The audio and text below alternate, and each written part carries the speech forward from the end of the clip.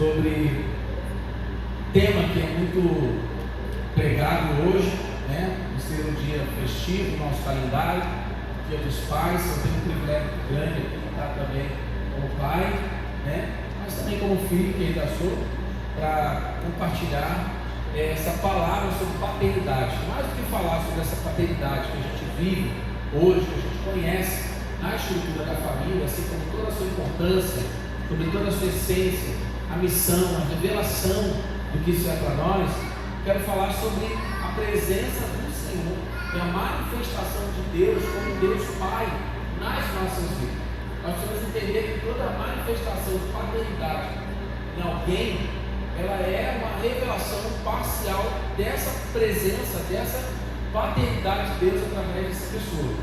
Eu queria que você abrisse sua Bíblia comigo em Efésios, capítulo de número 3, versículos 13 ao 15, para a gente observar esses versículos que também falam, através do apóstolo Paulo, dessa paternidade que o Senhor, por assim dizer, distribui sobre a vida de outras pessoas, né?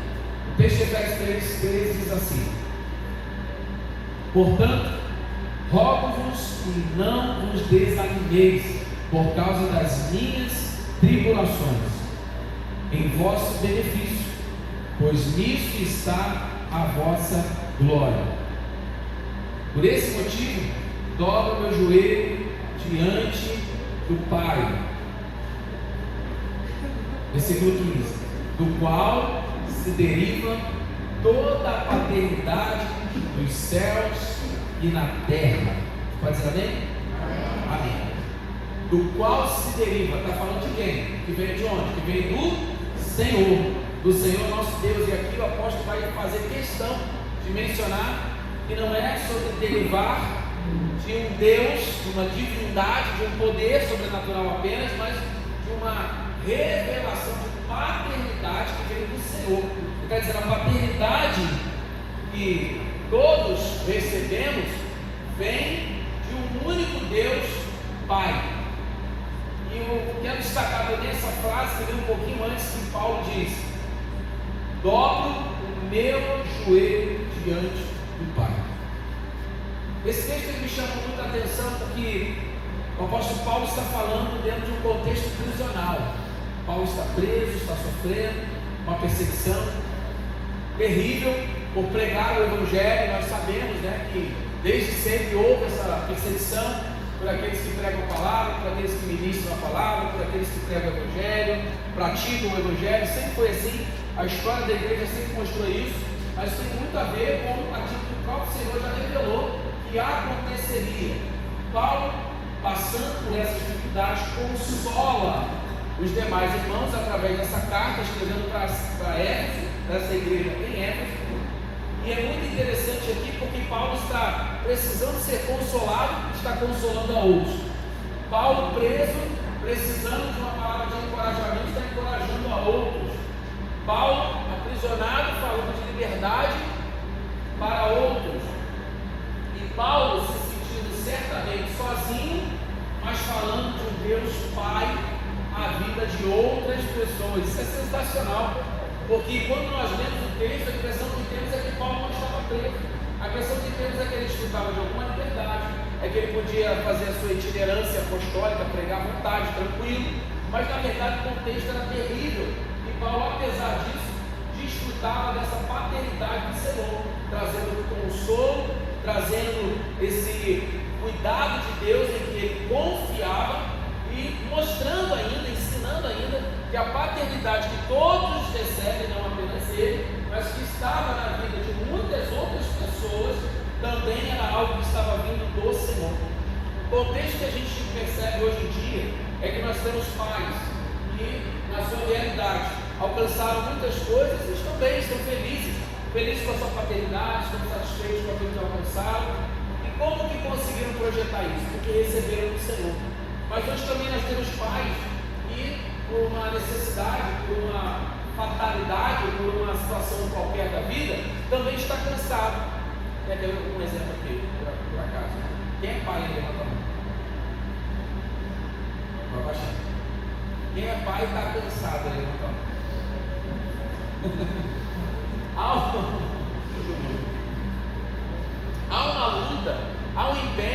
esforço que nós precisamos fazer para exercer essa paternidade, sim ou não? Então isso também é uma realidade de investimento, de atenção. Agora também tem um outro sentido.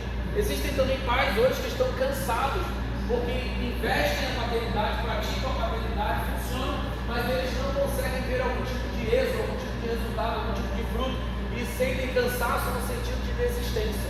Isso é uma realidade que a gente vive hoje na nossa geração? Sim ou não? Você acha que hoje existem pais e eles estão cansados, assim, desistentes, sabe? Poxa, adianta, faço, mas parece que não chegou a lugar nenhum. Você acha que essa é uma realidade que acontece hoje na nossa geração? Certamente.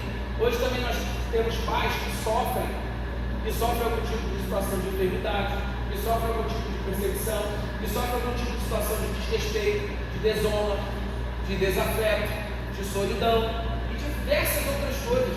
Nós temos também realidades familiares da paternidade que nos filhos, eles são de alguma forma afastados do desfrute dessa paternidade. Filhos que são órfãos de pais vivos, essa é uma realidade? Sim ou não? É uma realidade também. Filhos que são afastados do convívio, por uma situação de enfermidade, por uma situação de briga familiar. Uma época eu me lembro que, fazendo trabalho na rua, de doação, de evangelização, de noite, já bem tarde da noite, eu lembro que nós abordamos dois jovens que iam casados, eles estavam morando em situação de rua, e eles alegavam que eu fui falar, né, pedir a Deus, orar para que eles tivessem um lugar, para que pudessem sair da rua. E aí eles me interromperam e disseram: não, pastor, a gente tem casa. O que vocês estão fazendo aqui, né? Não, nós temos casa, sim. A gente mora em tal lugar, tal lá. E não era nem tão longe. Eu falei: mas por que vocês estão em situação de rua então? Porque na rua, morando aqui, basta a garagem do BRT, a gente tem mais paz do que lá onde a gente está morando.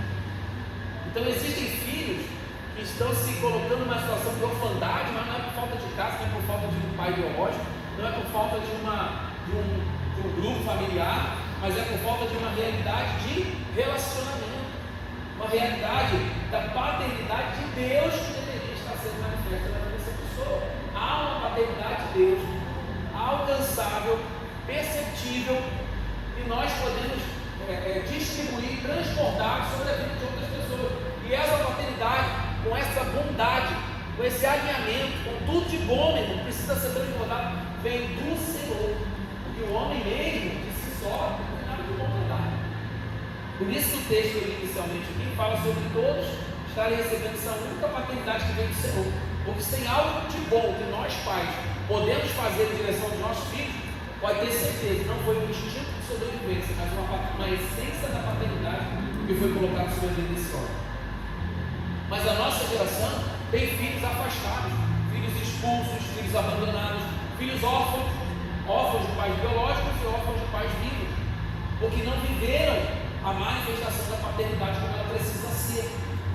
Nós hoje também temos homens que têm um coração de paternidade na nossa sociedade, mas eles ainda não têm um filho biológico, ou ainda não geraram algum filho, por assim dizer, espiritual, um ciclo para cuidar, um filho na fé para gerar, mas já tem um coração que queima com essa paternidade que vem do Senhor. A nossa geração também fala sobre homens que recebem essa paternidade como líderes e ministros para gerarem filhos na fé, filhos ministeriais. Mas, apesar de haver todas essas variações que eu citei aqui, da paternidade, e é manifesta por alguém, a paternidade que eu quero mais mostrar aqui, nas evidências em cada um, é a paternidade do Senhor. Então não é só sobre nós entendermos que hoje os pais, e nós reconhecemos essa paternidade dos homens hoje, mas entender sobre essa paternidade de Deus, que precisa se manifestar na vida dos homens. E uma dessas características da paternidade que eu separei para destacar aqui é uma história muito interessante que conhecemos, está lá no livro de Esther. Abra sua Bíblia comigo para vermos essa manifestação de paternidade também. Livro de Esther, capítulo 2, versículo 5.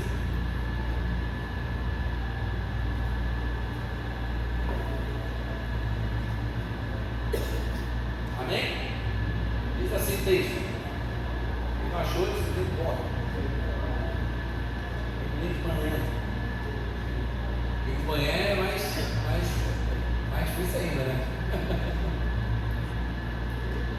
Esther 2:5, até o 7, diz assim: entre mentes, nessa época, certo judeu da tribo de Benjamim, chamado Mardoqueu, outras versões Mordecai, filho de Jair, neto de Simei, né? E bisneto de Toquis, vivia na cidade de Suzã. Ele havia sido levado de Jerusalém para o exílio por Nabucodonosor, rei da Babilônia. Lembra daquela situação da invasão? Sério? Entre todos os que foram presos e conduzidos ao cativeiro, juntamente com Jecomias, Joaquim, rei de Judá, Mardoqueu era, presta atenção no 7, Mardoqueu era pai de criação de sua prima Radassa, também conhecida como Esther, em Pérsia, pois ela não tinha pai e nem mãe. Esther era uma moça muito bonita e atraente.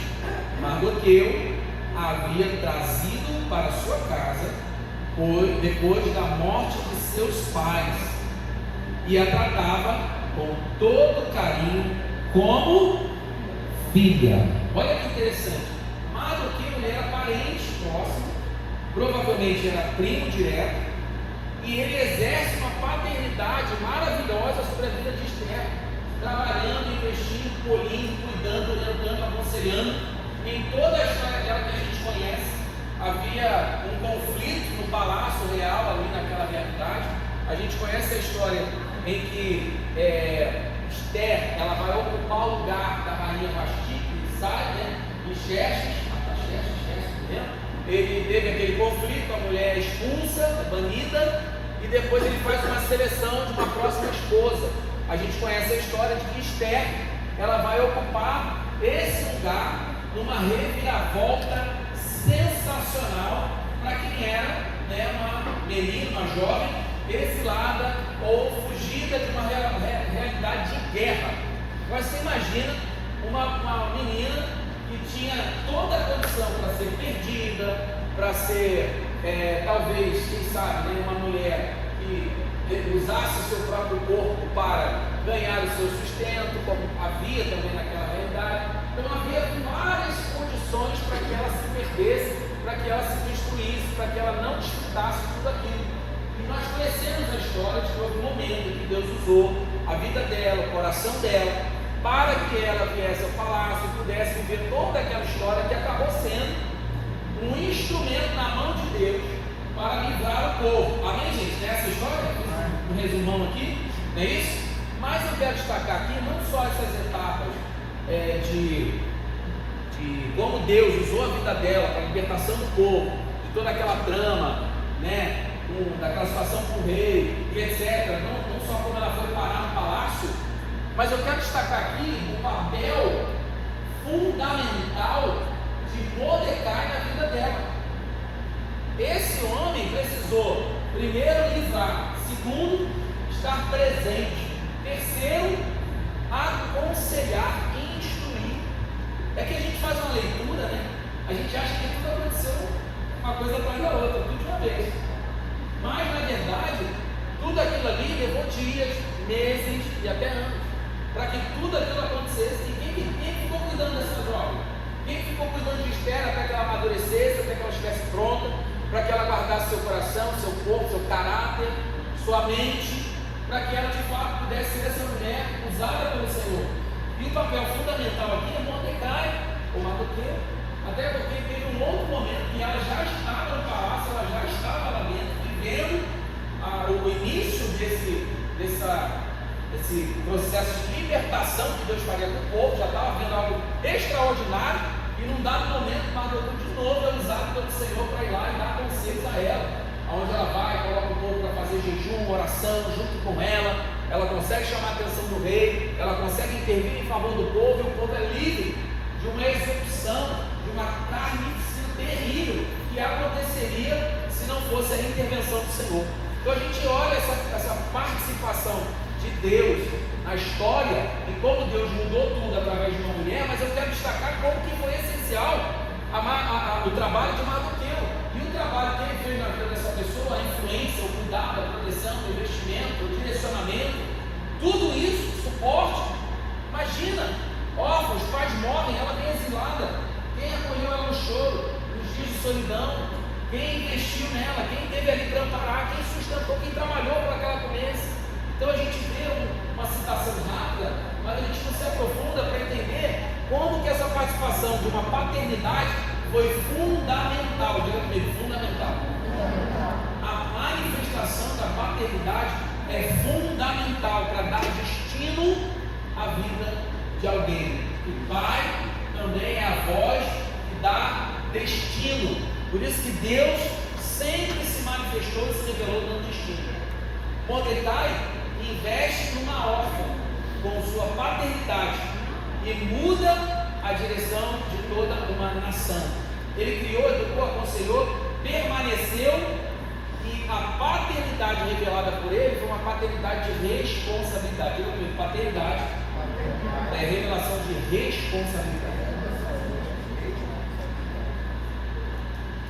E eu acho interessante como isso se casa com um outro texto, e agora eu quero fazer uma ponte para essa paternidade de Deus nas nossas vidas, porque de alguma forma nós também, queridos, fomos adotados.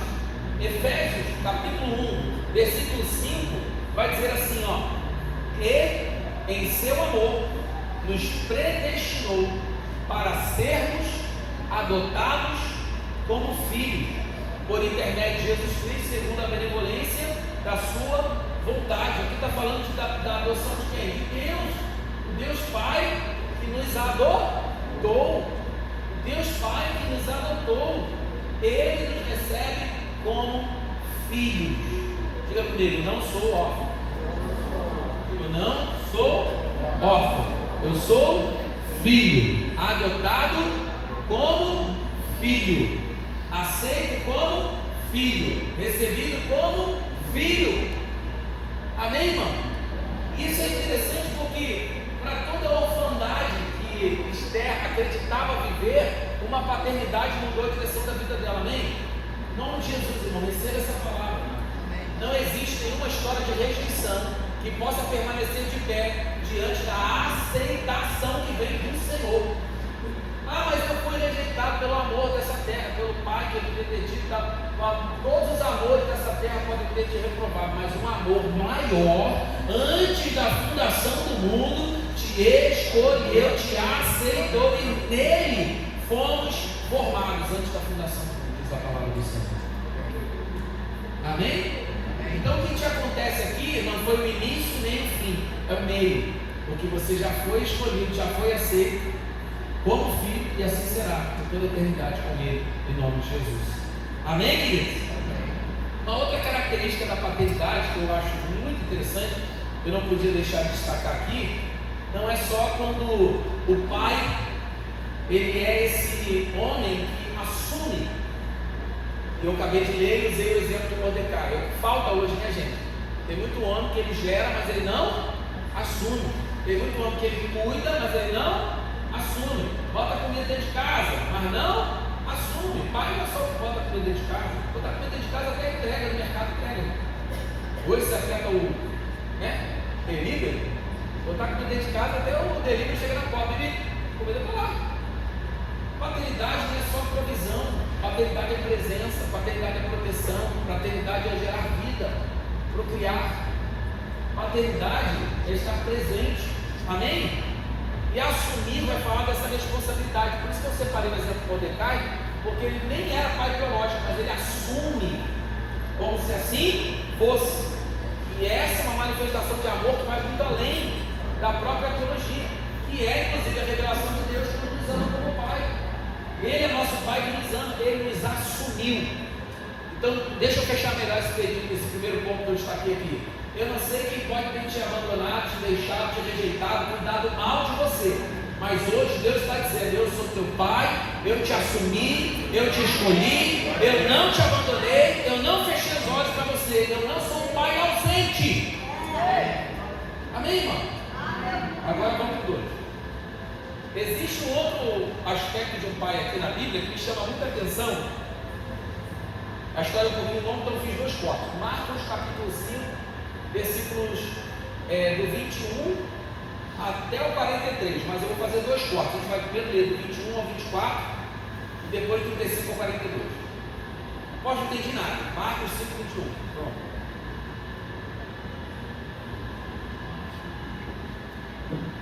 Nós conhecemos bem essa história, que eu vou citar rápido.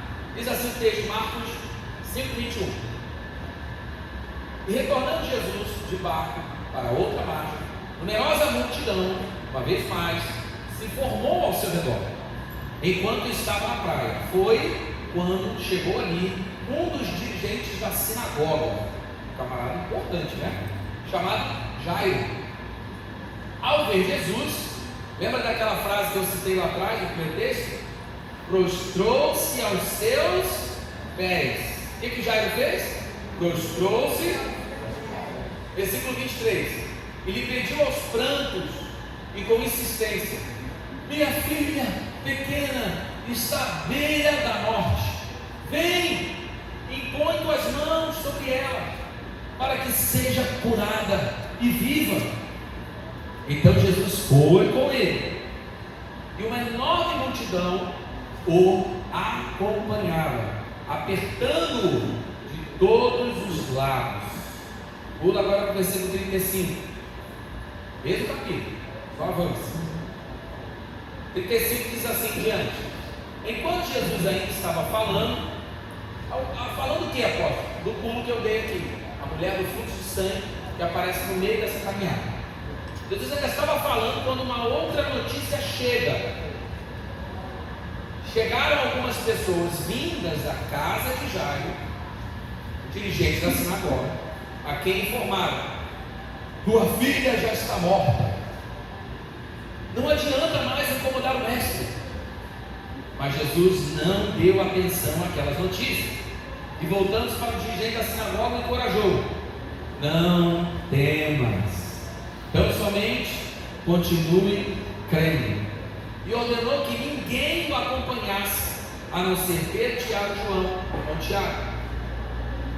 Assim que chegaram à casa do dirigente da sinagoga, Jesus observou grande agitação, com muitas pessoas consternadas, chorando, se lamentando em alta voz. Ao entrar na casa, lhes questionou: por que vocês estão fazendo um alvoroço, chorando? A criança não morreu, ela está dormindo. Olha como é que Jesus já chega, né? Já chega chegando. Versículo 40. E todos ali menosprezaram o que Jesus falou, o juízo que ele fez. Ele, contudo, mandou que saísse. Chamou para perto de si o pai, a mãe da criança, bem como os discípulos que estavam em sua companhia, e adentrou o recinto aonde jazia a criança. Acho interessante essa fricção aqui, essa palavra. Jazia vem de jaz, que já está pensando cuidado, não é isso? Foi o que eu me lembrei. Então, pegando na mão da menina, ordenou em aramaico: Talita koum, significa filhinha, eu te ordeno, levanta-te. Como é que ele chamou? Filhinha, eu te ordeno, levanta-te. E no mesmo instante, a menina, que tinha 12 anos de idade, ergueu-se do leito e começou a andar. Diante disso, todos ficaram, claro, né, assombrados. Pode dizer amém para essa palavra? Um breve contexto aqui: Jesus, na sua itinerância, fazendo milagres, pregando, fazendo milagres, pregando, fazendo milagres, pregando. Num dado momento, ele estava atendendo o pedido desse pai, que precisava desesperadamente que Jesus orasse, curasse a filha dele. Ele sabia que a filha dele ia acabar morrendo. E no meio do caminho aparece um outro milagre, agora de uma mulher, que aquela mulher ficou também famosa, né, por esse texto, e tinha um problema do fluxo de sangue, e ela vai e toca no manto de Jesus. Lembra dessa história? Isso acontece no momento que Jesus está se deslocando para ir de encontro à filha de Jairo, para orar por essa menina, para declarar sobre essa menina que ela vivesse. Então, eu quero destacar aqui que realidade de um pai que corre até Jesus, diferente, né, de um pai que hoje tem muito disso, né? Acha que tem a resposta para todas as coisas, que alcança todas as coisas, que é capaz de realizar todas as coisas, e que isso acaba se tornando um fardo sobre sua vida. Aqui, Jairo, líder da sinagoga judaica, ou seja, nós estamos falando de um cara de grande autoridade, grande relevância, grande influência, com vários outros homens à sua disposição. E o que ele faz aqui? Ele reconhece que tudo que ele tinha, e todo o cargo que ele ocupava, e toda a influência que ele alcançava, tudo aquilo não era suficiente diante de Jesus. Tudo aquilo era pequeno diante do poder de Jesus. Tudo aquilo era insuficiente para mudar a realidade da menina. Naquela hora, aquele pai reconheceu que o cargo não era suficiente para salvar a sua casa. Ele reconheceu que ter pessoas boas por perto, ter o conhecimento das histórias bíblicas e até da lei de Moisés que eles tinham, não foi suficiente para mudar a realidade de morte dentro da sua casa. E aqui me chama a atenção como que esse pai ele chega ao limite. Ele chega ao limite da sua realidade emocional e toma uma atitude. Meu irmão, você acredita que hoje existem pais que chegam ao seu limite? Sim ou não? Quem é pai que já chegou a alguma realidade que você está no meu limite? No limite do esforço, no limite do investimento, no limite do cuidado, no limite das emoções, no limite da proteção. Ele fica num lugar que ele fala assim: cara, eu já não sei mais o que fazer. Eu já tentei de tudo. Eu já conversei, já orientei, já falei, já chorei, já briguei, já fiz de tudo. Eu cheguei ao meu limite. Meu irmão, quantos homens hoje não estão chegando ao limite? Quantas pessoas hoje com essa missão de cuidar da vida de alguém estão chegando ao seu limite? Estão desistindo. Estão fugindo da sua realidade, porque não sabem o que fazer. E Jairo entrega para nós aqui nessa história uma atitude que é no mínimo uma grande revelação sobre o que nós pais precisamos fazer quando chegamos ao nosso limite. O que ele faz? Primeira atitude, ele busca Jesus. Simples assim. A gente, quando chega ao limite, a gente quer procurar todo tipo de solução humana. É ou não é? A gente quer bater na porta de qualquer pessoa, e no ato de desespero a gente acaba fazendo alianças erradas, a gente acaba se comprometendo da maneira errada, a gente acaba tomando um monte de atitude precipitada que depois tem que ser consertada, porque estávamos agindo sob pressão no limite. Mas já ensina para nós aqui que quando um pai chega no limite, ele precisa procurar a pessoa certa, ele precisa ir na direção certa. E a melhor forma que nós temos hoje de buscar Jesus, de encontrar Jesus, de ir na direção de Jesus, é tomando essa atitude, prostrando-se aos seus pés. Quando nós nos prostramos aos pés de Jesus, querido, nós reconhecemos que toda a autoridade, todo o poder, toda a glória está nele. Amém? Há poder em Jesus, sim ou não? Há poder em nome de Jesus. Você quer que há poder em nome de Jesus para curar?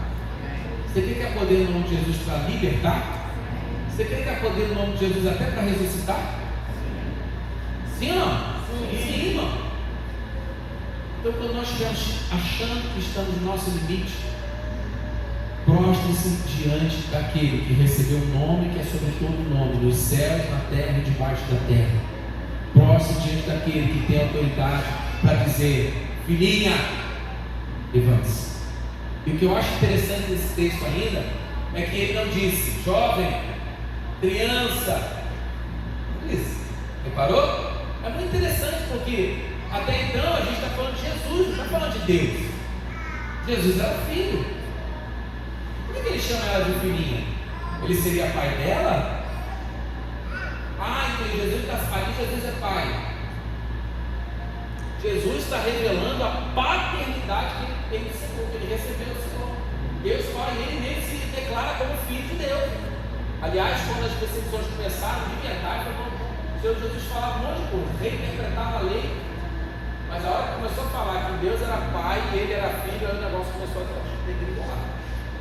Porque a maior problemática para a religião não é reconhecer o poder de alguém como líder, é reconhecer o amor de um pai sobre a vida de outro. Aí a religião começa a ter problema. Porque a religião ela tem dificuldade de entender o relacionamento com a paternidade, o investimento de um pai, a presença de um pai, a autoridade de um pai. Ela está acostumada a ver uma ideia de cabresto, de autoritarismo, de imposição, de regras excessivas, de muita lei, mas de pouco relacionamento. Eu aprendi cedo que uma casa com muitas leis é uma casa com pouco relacionamento, por assim dizer, com pouca paternidade.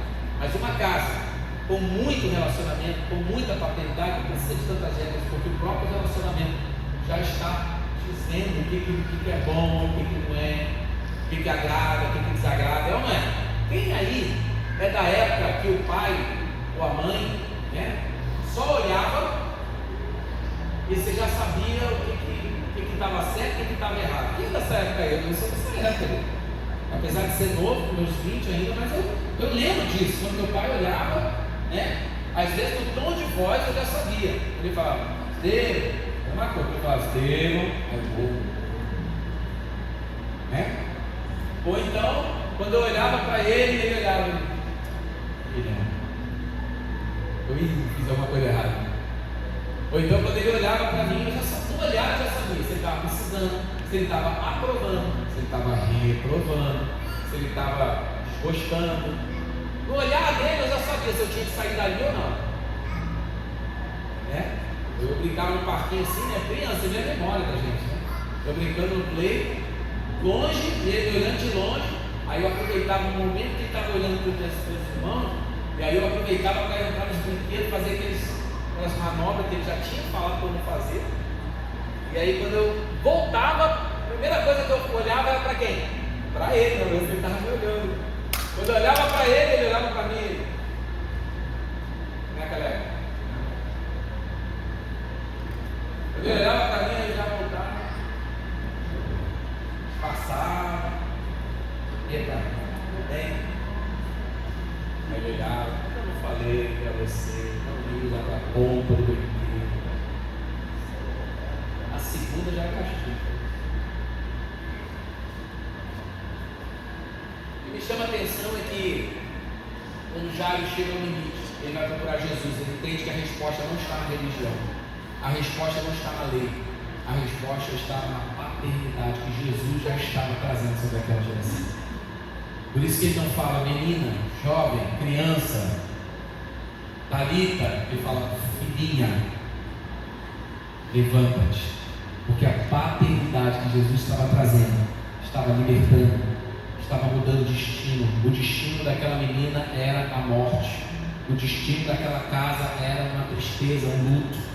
Jesus, quando traz a paternidade, ele muda o destino. Essa casa que viveria luto, vai viver agora o espírito de alegria. Essa casa que viveria uma perda, agora vai viver um ganho. Essa casa que não conhecia o Deus Pai, agora vai conhecer. Jesus usa até a realidade da morte para revelar a paternidade. Impressionante. O amor não significa controle. A ajuda que Jairo vai procurar não foi de um pai orgulhoso que dizia, não pode ser com resolver. Tem muito disso. Infelizmente tem pais que causam sofrimento na família porque ele quer levar até o final, o controle tem que ser dele, a solução tem que ser dele, é ele que resolve, é ele que faz, o que acontece, ele não pede ajuda. Irmão, um dos maiores erros que pode acontecer hoje, não só na figura do pai, mas da mãe, de qualquer um da família, é fazer parte de uma família, né, de uma igreja, e ela não pedir ajuda quando ela está precisando. É uma das coisas mais desastrosas que pode se fazer. É um dos maiores desperdícios que se tem dentro daquilo que o Senhor entregou para edificar a igreja. São ministros para cuidar, orientar, aconselhar, etc. E é triste quando a gente chega e a situação já está toda destruída. A pergunta que eu normalmente faço é: por que você não procurou antes? Por que quando estava ruim você não pediu ajuda? Por que quando a situação não estava funcionando você já não perguntou? Por que quando a situação não estava precisando de ajuda você já não deu sinais? O silêncio não é um sinal de um pedido de ajuda.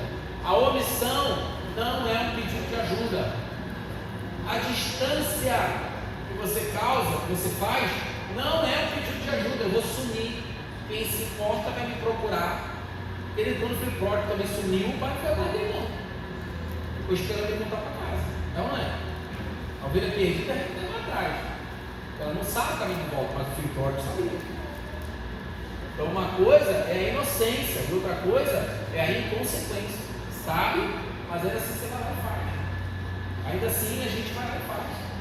Jairo não mostra querer ter o controle de tudo tem que estar na minha mão, tudo que eu resolvo, tudo que eu faço. Ele foi lá e pediu ajuda. Ele entendeu que a responsabilidade não era ter o controle de tudo toda hora. A responsabilidade era fazer acontecer mesmo que não seja pela mão dele, seja pela mão de outra pessoa. Olha o que Jesus diz para ele: não temas, crê somente. Lá no versículo 36.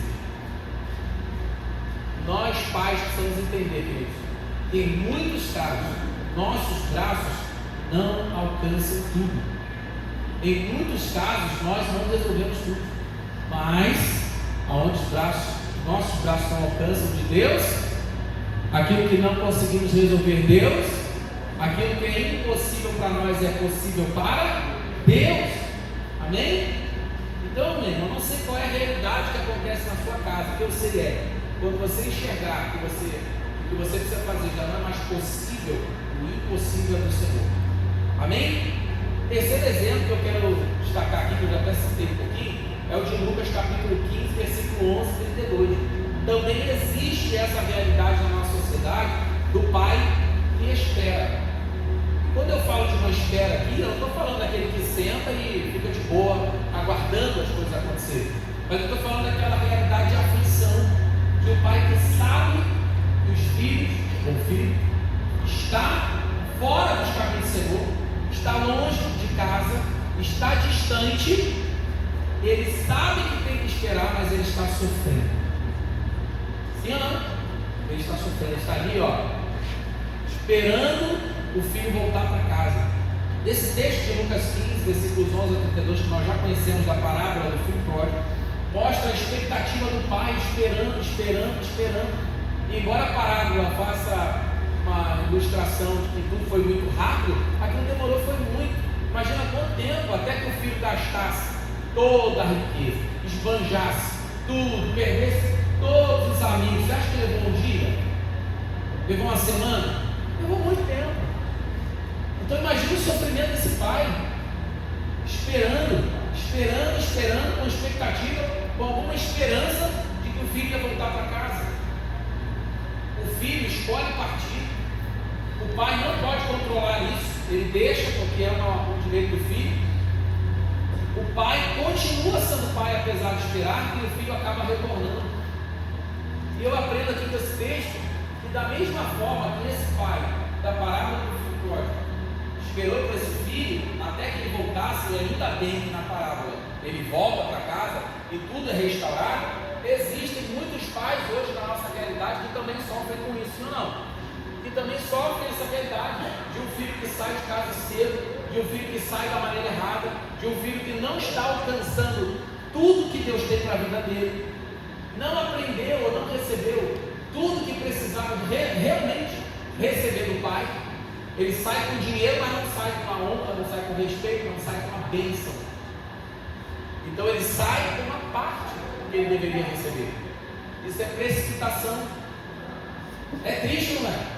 Essa realidade você acha que existe hoje? Existem filhos que se incomodam, não querem ser corrigidos, não querem limites, não querem aceitar ordens, não querem aceitar o direcionamento, não querem ouvir conselhos. Aliás, a nossa geração está padecendo muito por causa disso, porque é uma geração que sabe tudo, mas não sabe de nada. Tem tudo, mas não tem nada. Tem tudo ao alcance, mas não tem conhecimento de nada. Acha que conhece todas as coisas, mas ela não conhece Deus, que é mais importante de tudo. E por causa desse desequilíbrio, os pais têm sofrido na nossa geração. Muitos pais têm visto seus filhos dormindo em casa, comem na mesma mesa, às vezes atacam a geladeira, depois saem, não dão satisfação, não respeitam, ou saem de casa cedo demais e não recebem tudo que tem que receber e sofrem por causa disso. Mas sabe o que eu acho interessante na manifestação da paternidade do Senhor, até mesmo na realidade desses pais que sofrem, é que nessa parábola nós também podemos contemplar a paternidade de Deus sobre as nossas vidas assim, porque nós, como pais, que sofremos por causa da atitude de filhos, nós como pais sabemos muito bem, ou deveríamos saber, como que Deus também não ficou esperando até que nós voltássemos para casa. Meu irmão, até conhecermos Jesus e entregarmos o nosso coração, nós também fomos pródigos. Nós também fomos filhos errantes e escolhemos viver a nossa vida baseado no que a sociedade dizia. Escolhemos viver a nossa vida desfrutando o máximo que podia. Quantos de nós, irmão, só não viemos para a igreja, só não voltamos para os caminhos do Senhor, porque já estava tudo já lascado, já estava tudo já doído. É ou não é? Filho pródigo volta para casa porque tinha acabado o dinheiro. Você conhece alguém que começou a procurar os caminhos do Senhor porque não aguentava mais um aperto financeiro? Eu já conheci um monte de gente que foi para a igreja e falou assim: está ruim demais. Está ruim o quê? Está ruim demais. O Senhor precisou permitir que a pessoa ficasse numa situação financeira terrível para que ela se voltasse para os caminhos do Senhor. Porque talvez aquele ali fosse o detalhe para que ela ouvisse a voz do Senhor. Tem pessoas que precisam ser tocadas nas finanças, outras na saúde, outras nas suas emoções, na sua estrutura familiar. E algumas adversidades vão acontecendo mesmo para que as pessoas, elas, igualzinho pródigo, volta para casa e diz assim: poxa, lá na casa do meu pai, até os trabalhadores são melhor que eu. Não foi isso que ele falou? Eu já vi pessoas que saíram bem abertas da igreja: eu vou viver a vida, eu não quero mais esse negócio de igreja não. Eu creio em Deus, não quero nada com a igreja. Como se a igreja fosse um erro do Senhor, né? Deus estava em outro lugar e inventou essa história de igreja. Um crente uma vez falou para mim assim: pode ficar tranquilo, eu estou com Deus, eu amo Deus, Deus me ama, eu amo Deus. Falei: mas é igreja. Não, fica tranquilo, quando der eu faço uma visita. Até hoje me arrependi de ter orado para Deus prosperar ele. Prosperou o nosso filho. E aí, ele dizia assim: poxa, fica tranquilo, quando eu preciso das coisas de Deus, eu vou para o YouTube. Quando eu preciso ouvir uma palavra, eu volto lá. É igual buffet, né? Vai ouvindo: não, essa palavra está muito dura hoje, vou botar outra. Aí vai: não, essa aqui também gostei, vou botar outra. Aí quando vem aquelas de palavra de vitória, de bênção, fala aleluia, glória a Deus. Sim, é mole, né? É igual os mais antigos aí. Quem lembra da caixinha de promessa? Quem lembra da caixinha de promessa? Olha, cada aí. Eu sei porque me contaram, eu nunca vi não. Tinha várias caixinhas, né? Tirar o papelzinho. É isso aí. Me contaram, não é da minha época não. E eu lembro que tinha lá os azulzinhos, era a palavra de bênção. Verdinho era de esperança. E tinha um punhadinho assim de papel rosa ou vermelho, que ali era. Eu só pegava os verdinhos, não adorava. Aí eu acordava assim: hoje eu não estou muito bem não. A minha avó dizia: pega um versículo lá. Aí eu ia lá e pegava, ficava na estante, eu ia lá na estante e puxava. Aí eu já sabia, né? Eu já sabia que o vermelho era raça de víbora, eu já sabia. Aí eu ia no verdinho ou no azul, era sempre verde ou azul. As pessoas estão indo para a igreja hoje online como se fosse um buffet, irmão. Eu quero só ouvir palavra de bênção, porque as pessoas só querem receber, só querem os presentes do Pai, mas não querem a presença do Pai. Os presentes do Pai adoçam na nossa vida, mas a presença do Pai corrige o nosso caminho.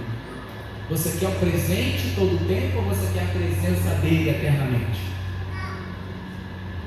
Hein, irmão? Você diria para uma criança hoje que ela vive uma situação de um pai que nunca está junto dela, mas o pai vive dando presente, pagando, sabe? Da viagem, dá presente. Quem já viu, né? Dá presente, dá viagem, e a criança está lá triste na festa, que o pai nunca aparece, na roda de família, o pai nunca está. Os presentes mais caros são do pai. A criança está triste ou está feliz? Está triste. Se você fosse intervir e corrigir, o que você ia falar para esse pai? O pai não é para dar presente não. Não é só presente, é para você estar presente. Se fosse para uma criança que está satisfeita, ela vai falar: tá bom, pelo menos meu pai me deu um presente bom. Tá bom. Aí vai, né? O que você ia falar para essa criança? Ó, que bom que você gostou do presente. Mas deixa eu dizer uma coisa, pai, você precisa estar com ele. O pai é importante, você precisa andar com seu pai. Precisa, né? Pensa numa situação de pai distante. Você ia trabalhar para que a criança se ajudasse, para que a criança conhecesse, para que a criança tivesse a presença de uma paternidade, ainda que espiritual, sobre a vida dela. Por quê? Porque você sabe que a presença é mais importante que o presente. E sabe o que tem muito crente fazendo hoje, como filhos de Deus? Quem é filho de Deus aí? Glória a Deus. Aqui não tem isso. Aqui o Espírito tudo é entender. Mas tem uma realidade aí que a nossa sociedade, elas querem o presente, mas não querem a presença.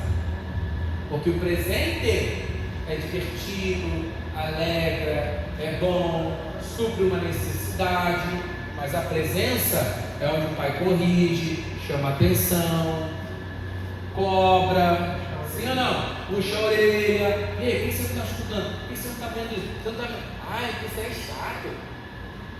Mas é exatamente o que nós precisamos receber hoje. Fala para alguém que está do lado do seu lado, o cara dele, e fala assim: o pai quer estar presente. Então, não queira só os presentes. Amém, irmão? Eu acho interessante essa parábola do filho pródigo, que o pai também estava esperando pela presença do filho. Tem muito filho que se sente órfão e fala assim: Deus, eu quero a tua presença. Mas ele mesmo não volta para casa. Ele quer a presença do pai aonde ele estiver, mesmo na casa do pai. Meu irmão, existe um lugar da presença do Senhor. E esse lugar é um lugar de comunhão, é um lugar de ensino, é um lugar de partir do pão, é um lugar de orações. Esse lugar está na eclésia, esse lugar está no meio da igreja. Esse lugar é um lugar do Senhor. Antigamente havia os templos. Mas é que hoje Jesus, morreu, ressuscitou, a igreja não é mais isso, etc e tal. Meu irmão, não é isso. A igreja é exatamente a expressão do corpo de Cristo, Filho de Deus. Como nós manifestaremos a paternidade de Deus para o mundo? Sendo filhos de Deus. Como seremos filhos de Deus? Sendo o corpo de Cristo, sendo a igreja de Cristo. A hora que a igreja de Cristo for uma igreja como precisa ser, a paternidade de Deus vai ser revelada ao mundo direitinho. O pai não escolhe partir nessa parábola, o pai não controla, o pai continua sendo pai, o filho retorna. O amor não é controle. A parábola revela o coração de Deus, a palavra revela o coração do pai. Quarto tópico, de um outro aspecto do pai que a gente também precisa aprender, vai falar sobre essa paternidade que Deus é revelada na pessoa de Jesus. João 14:9, Jesus vai confrontar Filipe dizendo: então Jesus ministrou-lhes: há tanto tempo estou convosco e tu não me tens conhecido, Filipe? Aquele que vê a mim, vê o Pai. Como vocês podem dizer: mostra-nos o Pai? Aqui foi porque Filipe perguntou: Jesus, mostra-nos o Pai. Jesus dá uma resposta atravessada, estranha, não é? O tempo todo ali eles entendendo que Jesus era filho, que Jesus era filho, que Jesus era filho. Mas a questão aqui é que tudo Jesus usava como forma de ensino. A morte Jesus usava como ensino, a doença Jesus usava como ensino, a libertação de espíritos malignos Jesus usava como ensino, os conflitos, as brigas, tudo para Jesus era uma forma dele ensinar. Isso é discipular. Tudo vira material de ensino. E aqui é interessante porque eles perguntam: Jesus, quem é o Pai? Mostra-nos o Pai. E Jesus usa a paternidade que ele tem de Deus sobre ele para dizer assim: quem vê a mim, vê o Pai. Ele está dizendo assim: a paternidade que vocês estão procurando, vocês vão achar no Filho. Porque o Filho não é aquele que carrega as habilidades do Pai, essencialmente. O Filho é aquele que carrega a identidade do Pai na sua natureza. E vai distinguir um ser humano de outro é o que? Você vai olhar na identidade. O nome vai ser idêntico. Você vai pegar duas carteiras de identidade. Se você olhar os dois indivíduos com o mesmo nome e sobrenome, e a data de nascimento se for igual, como é que você sabe que um é um e o outro é outro? Pela filiação. Você vai olhar, exatamente, você vai olhar lá a filiação, você vai dizer pai, fulano, mãe, ciclano. Aí você vai ver que é diferente. Então o que te distingue de um outro indivíduo não é o dia que você nasceu, não é necessariamente o seu nome, não são as suas capacidades. O que te distingue é o lugar de onde você veio. O que distingue é a sua origem. E a sua origem, a minha origem, a nossa origem é o Senhor. Por isso que, ainda que a realidade dessa terra, teu pai biológico, a mãe biológica, esteja querendo imprimir uma identidade corrompida em você, esteja tentando afetar a tua história familiar, eu preciso te dizer nessa noite, esta não é a sua verdadeira origem. A sua verdadeira origem está no Senhor. Nós fomos feitos no Senhor antes da criação do mundo. Ainda que nesse tempo, nesse mundo, nessa era de passagem, nós tenhamos algumas frustrações com famílias, com relacionamentos, creia, muito antes disso, a sua origem é no Senhor. Amém? Aposto para te dizer uma coisa, essa passagem que eu tive aqui, eu acho que eu fui atropelado. Aqui, ó, a minha vida, tudo, sabe? Tudo separado. Essa passagem que você está falando aqui, aposto, eu sou uma pessoa bonita na foto, mas estou deformado por dentro. Porque eu sofri tantos impactos, frustrações, eu sofri tantas decepções na minha vida. O meu pai que me deixou, que me abandonou, que não me queria. Minha mãe que tentou me abortar, que depois desistiu, acabou que eu nasci. Com alguém que estava preso na idade de vício, eu acabei tendo essa herança, essa realidade, essa ausência. Com alguém que prometeu me proteger e me tocou indevidamente. Com alguém que prometeu me prover e me deixou na escassez. Com alguém que prometeu me dar direção nessa vida. E eu vivi até hoje mais perdido que qualquer outro. Deixa eu dizer uma coisa. Se você encontrar a sua origem, você vai encontrar o seu destino. Ainda que você tenha sofrido várias situações adversas aqui, deixa eu te dizer uma coisa: volta para aquele que te formou. Volte-se para o Senhor. Ele te forma de novo. Ele tem o gabarito, ele tem a forma. O salmista vai dizer que foi ele quem deu forma. No ventre materno o Senhor já falava com ele como que com face a face, sabe? Nesse lugar, talvez nós como filhos tivemos de viver a nossa vida por causa do reflexo dos desafios que vivemos, dos sofrimentos, e a gente vai vivendo também, porque afinal de contas sofremos pra caramba também, a gente vai vivendo, vai dando conta, e quando vê, a gente é adulto, quando vê, a gente está até repetindo os mesmos erros. Aposto, eu preciso ser resetado, preciso ser reformatado. Isso é uma coisa que eu acho linda na Bíblia, é que o Senhor não trabalha com remédio, nem de roupa e nem de carne. O Senhor, ele não trabalha remendando furo numa vestimenta. O Senhor não trabalha fazendo colagem de um caco por causa de um vaso que estava rachado, que estava faltando um pedaço. O Senhor não trabalha assim. A Bíblia vai dizer para nós um texto lindo lá do profeta Ezequiel, uma visão extraordinária. E é o trabalho do Senhor, é como o trabalho do oleiro. Ele dizia assim, ó, na casa do oleiro é onde o vaso ele é todo remodelado novamente. Todo remodelado novamente. Tudo é desfeito, tudo é quebrado, tudo é desfeito, para tudo ser feito de novo. Por isso que Deus não quer consertar uma área da vida do filho. O pai não quer dar uma orientação para dar bom numa área. O Pai quer trazer toda uma restauração de toda uma essência para que você tenha toda uma vida plena do jeito que Ele desenhou para você. E é infinitamente melhor do que tudo aquilo que nós poderíamos tentar fazer sozinhos. Você quer o remendo ou você quer a vida nova? Você quer o conserto ou você quer o novo nascimento? Você quer só uma resposta para a vida financeira? A Bíblia dá. Ganhe seu dinheiro, vá viver sua vida. Você quer só uma resposta para a sua área de saúde? Busque, você vai achar. O Senhor vai te dar e vai viver a sua vida. Mas não é sobre ir à igreja para ter uma resposta de um problema que você não resolve. É sobre você ir à igreja pela pessoa de Jesus. E aí todos os problemas eles ficam insignificantes perto de quem é Ele. Eu aprendi que não é sobre ter Deus e ter tudo, querido. É sobre estar com Ele e não precisar de mais nada. Diga comigo, Cristo é suficiente. Amém? Por isso que nós precisamos dessa paternidade do Senhor. E Jesus revela isso. E eu quero te dizer isso nessa noite, meu irmão. Em nome de Jesus, creia que eu vou dizer uma palavra assim de confronto para te fazer pensar. Nossa paternidade terrena, ela não define quem Deus é. Ela revela a intenção de Deus, ela revela um pouco de Deus, mas ela não define. Deus é isso, ela não define.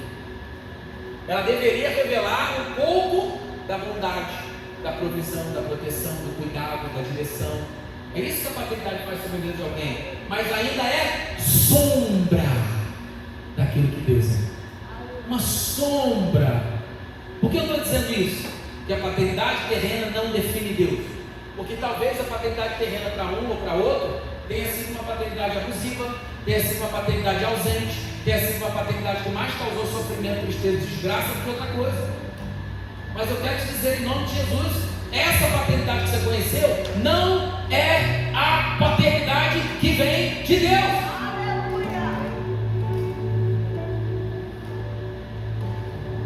Teu pai falhou contigo?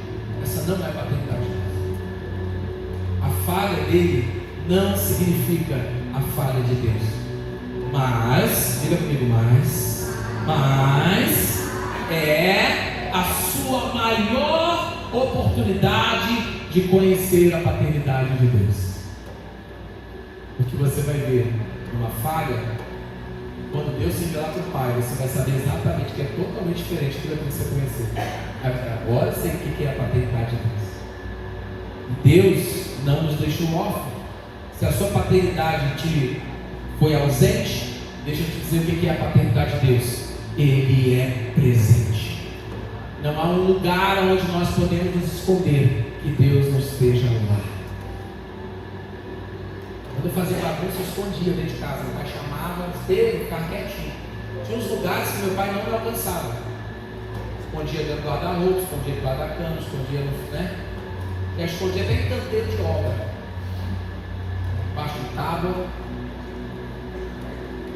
Mas deixa eu te dizer uma coisa: não há um lugar onde você consegue se esconder que o teu Pai que está nos céus não possa te ver.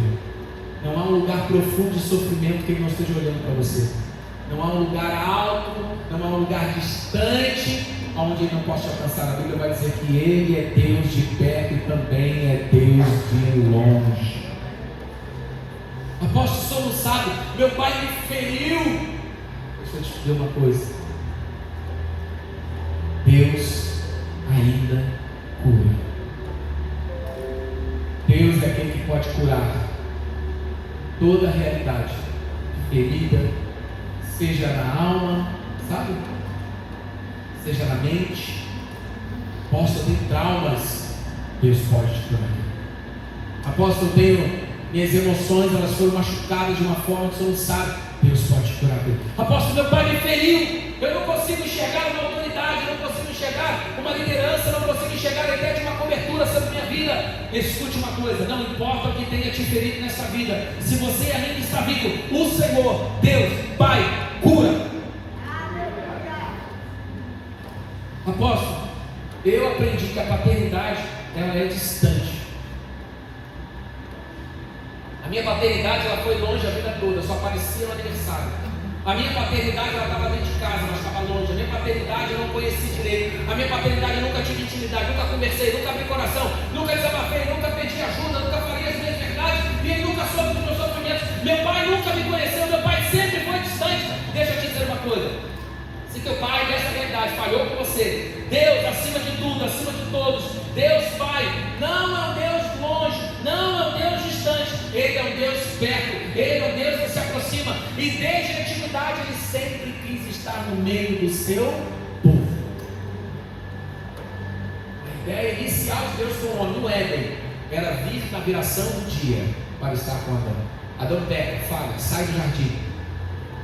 E aí Deus vem na história da civilização, de era em era, de tempos em tempos, de história em história. Deus vem buscando uma forma, um jeito e uma forma e um caminho para estar no meio do povo novamente. Aí vem a arca, aí depois vem o tabernáculo de Moisés, aí depois vem o templo, aí depois vem o tabernáculo de Davi, e etc, até que na plenitude dos tempos ele envia o seu filho. Agora eu vou estar no meio do meu povo, eu vou estar junto dos meus filhos, da forma mais intensa, mais próxima, mais irreversível possível, se assim posso dizer. Eu vou estar tão junto, mas tão junto, que nem o tabernáculo foi tão junto quanto eu posso estar. Aí ele vai mandando o filho, ele vai dizer que o verbo se fez carne, habitou no meio de nós. Por isso que Jesus não disse o reino está aqui, o reino está lá. Ele disse o reino está dentro de vocês. Por isso que ainda que você ache que o Pai está distante, apóstolo, o Pai está distante, porque tudo para mim é difícil. Eu não tenho conselhos, eu não tenho orientação, eu me sinto um filho sozinho. Deixa eu te dizer uma coisa: Deus é um Pai próximo. Talvez o seu problema não seja um problema de distância, seja um problema de verdade. Porque se o Pai está em casa, não é o Pai que está distante, é você que está em silêncio. Talvez esteja faltando isso, você abre o seu coração. O Pai te ouve. Não tem um lugar onde você estiver, se você não dobrar os seus joelhos, você não começar a abrir sua boca e dizer: Pai, eu preciso dos teus conselhos, eu preciso da tua sabedoria, eu preciso tanto da tua direção. Pai, eu preciso do teu colo. Pai, eu preciso do teu afago, eu preciso do teu amor, eu preciso da tua proteção. Pai, eu estou no meio de algumas decisões e as últimas que eu tomei me machucaram, e eu preciso tomar de novo. Eu não sei o que eu faço, se eu vou, se eu não vou, se eu faço, se eu caso, se eu não caso, se eu faço, se eu namoro, se eu compro, se eu vendo, não sei o que eu faço, Pai, eu preciso de um conselho. Pai, dá conselho. Pai, dá conselho. Não feche seus ouvidos, o Pai ainda está falando. Não feche seus olhos, o Pai ainda está se revelando. Não saia de casa, o Pai ainda está em casa. Quem sai de casa na palavra de Luz é o filho, o Pai. O Pai nunca saiu, o Pai nunca fugiu. O Pai nunca fugiu da responsabilidade de ser teu Pai. Mas nós, muitas vezes, infelizmente, fugimos do lugar de filhos. Mas eu creio, se o Pai se revelou distante para você nessa terra, Deus hoje está dizendo: eu sou um Deus próximo, eu sou um Pai próximo. Apóstolo, eu não tive pai, eu nem sei o que é isso. Então você precisa, você precisa conhecer a paternidade de Deus. Porque se até agora a igreja, o ministério, a tarefa, a religião te apresentou um Deus, a revelação que você tem ainda é pequena, ainda é insuficiente. Salmo 68, versículos 5 e 6 diz: Pai dos órfãos, defensor das viúvas, eis o que é Deus na sua santa morada. Aos rejeitados, Deus os acolhe em pátrio lar, em casa. Faz os cativos serem libertos para a prosperidade. Só os rebeldes permanecem na terra árida. Deus se revelando como Pai. Romanos 8,15, nós conhecemos bem esse texto, diz: pois vós não recebestes um espírito que vos escravize para andardes uma vez mais atemorizados, mas recebeste o Espírito que os adota como filhos, por intermédio do qual podemos clamar: Abba, Pai, Paizinho. O próprio Espírito testemunha ao nosso Espírito que somos filhos de Deus. Se somos filhos, então também somos herdeiros, herdeiros de Deus e co-herdeiros com Cristo, se realmente participamos dos seus sofrimentos, para que da mesma maneira participemos da sua glória. Por último, eu quero fechar com o quinto elemento do Pai. Diga comigo, Pai perfeito. Irmão, quem é o Pai perfeito, hein?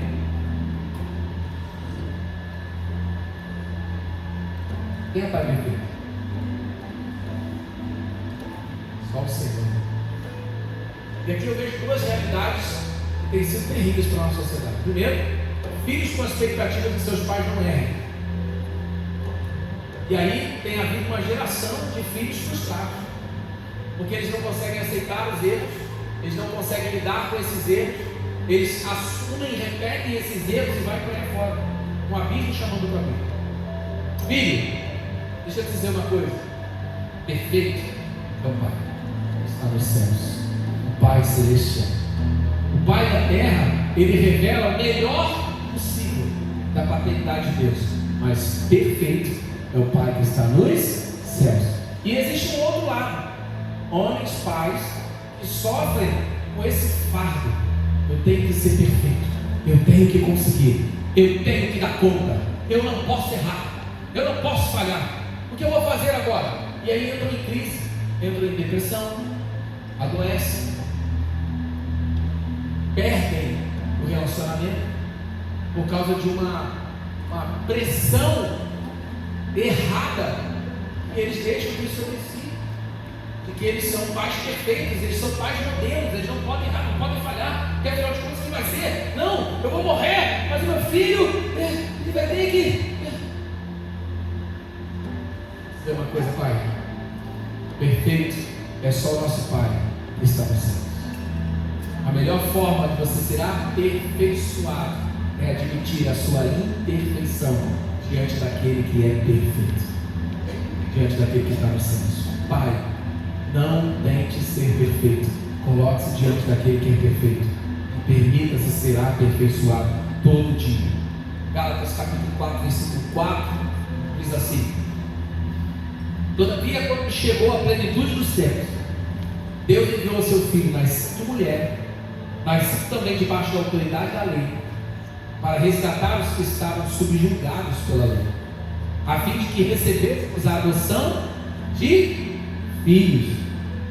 Versículo 6: e porque sois filhos, Deus enviou o Espírito de seu Filho para habitar em vossos corações, e ele clama: Abba, Pai. Versículo 7, o último diz: portanto, tu não és mais escravo, mas filho, e sendo filho, és igualmente pleno herdeiro por decreto de Deus. Interessante como que isso casa com o texto de Romanos que nós lemos, né? Paulo está agora em outra realidade, outro povo, outra igreja, outro lugar, falando de uma mesma essência. Por isso que eu comecei no Efésios para falar sobre que a manifestação da paternidade de forma distribuída vinha de um mesmo Pai. Paulo fala de paternidade para os romanos, Paulo fala de paternidade para os gálatas, Paulo fala de paternidade sobre os seus discípulos, os seus filhos na fé. Paulo fala de paternidade para todo mundo, porque paternidade era o que Paulo estava carregando como essência na vida dele.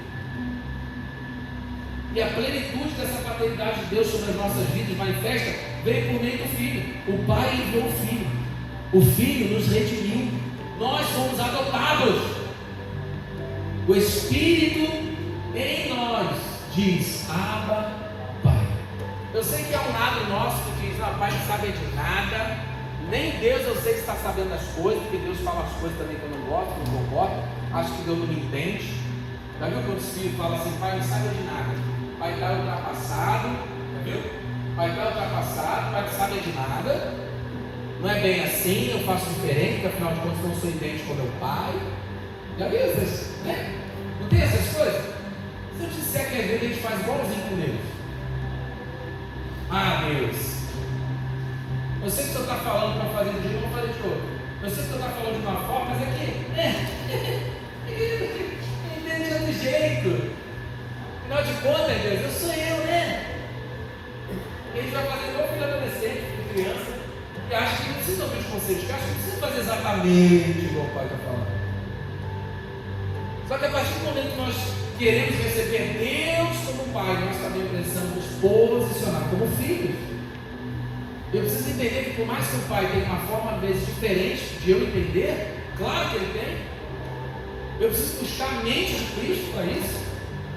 Mas eu não posso sair do lugar de filho, porque meu pai falou diferente do que aquilo que eu falaria, porque ele pensou diferente do que aquilo que eu pensaria.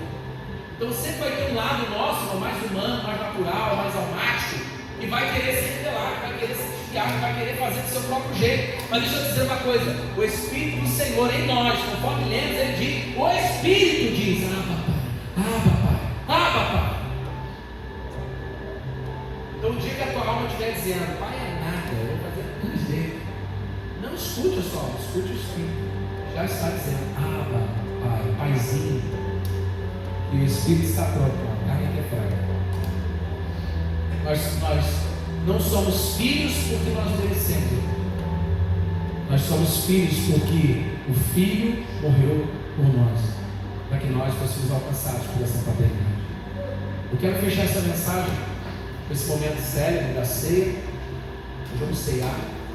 E eu creio que a ceia do Senhor é exatamente esse desfecho, aonde o filho, onde o filho leva o outro filho ao Pai, aonde o filho nos leva ao Pai. Amém, irmão?